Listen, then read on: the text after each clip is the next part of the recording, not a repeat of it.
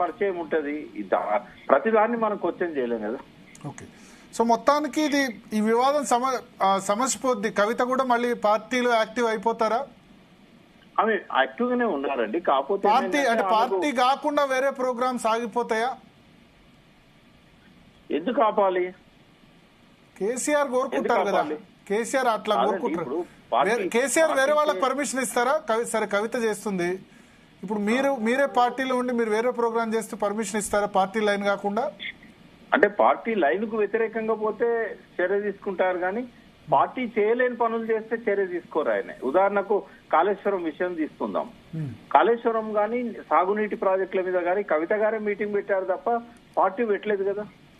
Party చేయలేని పని కవిత గారు చేస్తే తప్పేమున్నది?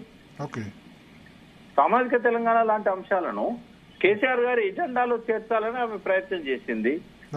అది ఇప్పుడు ఎవరైనా చెప్పగలుగుతారా సామాజిక తెలంగాణ వచ్చిందని? రంగారెడ్డి జిల్లా తలసరి ఆదాయంతో పోలిస్తే ఆదిలాబాద్ జిల్లా చాలా ఎక్కువగా ఉందని ఎవరైనా చెప్తారా? ఆమె లేవనెత్తిన అంశాల్లో వాస్తవాలు ఉన్నాయా లేవా అనేది చూడాలి తప్ప పార్టీ వ్యతిరేకత వచ్చిందా లేదా.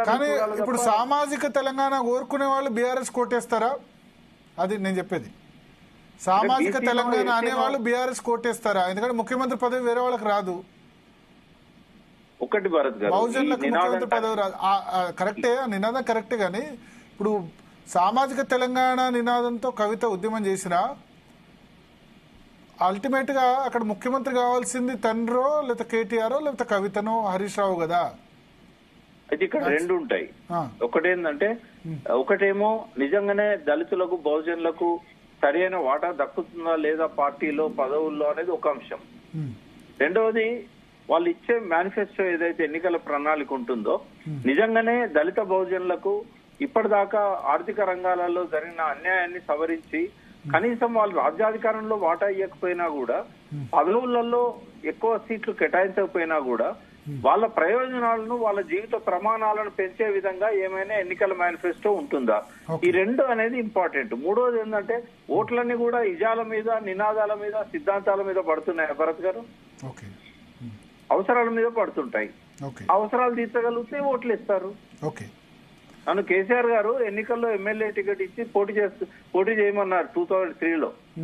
నేను చెప్పాను నేను చేయనన్నాను. ఎందుకు అంటే ప్రజలు డబ్బు కోసం డబ్బు తీసుకొని ఓట్లు వేసినంత కాలం నేను నిలబడినన్నారు. దానికి ఏమన్నారంటే నీ జీవిత కాలంలో నీకు అటువంటి అవకాశం రాదన్నారు ఆయన. నిజంగా చెప్పారు కదా మరి. రాకున్నా పర్వాలేదు అని చెప్పాను. ఇప్పటిదాకా నేను ఎన్నడూ నాకు ఎమ్మెల్యే టికెట్ ఏంటి అని అడగలేదు ఆయన్ని. సో మొత్తానికి ఇప్పుడు కవిత ఇక్కడికి వచ్చిన తర్వాత దీన్ని ఖండించొచ్చా? మీరేమనుకుంటారు? ఈ లెటర్ నేను రాయలేదంటారా, రాశానంటారా, ఏం మాట్లాడరా? నేనైతే ఆమె దాని మీద మౌనంగా ఉంటారు. ఒకవేళ తప్పనిసరి అడిగినప్పుడు నేనైతే రాశాను, అది ఎట్లా బయటకు వచ్చిందో నాకు తెలియదు అంటది ఆమె. Okay, thank you we Prakash గారు. సో మొత్తానికి కవిత రాసిన లేఖగా చెప్పబడుతుంది, అయితే చాలా సర్క్యులేట్ అవుతుంది. ఆమె అమెరికా పర్యటన నుంచి మరికొద్ది గంటల్లో రాబోతున్నారు ఇండియాకు. సో దాని మీద మౌనంగా ఉంటారా, ఆ లేఖ నేను రాశానంటారా, రాయలేదంటారా అన్నది అయితే ఖచ్చితంగా ఆసక్తికరంగా మారిందనే చెప్పొచ్చు. ఇది ఇవాల్టి DNA. Stay tune to Zee Telugu news.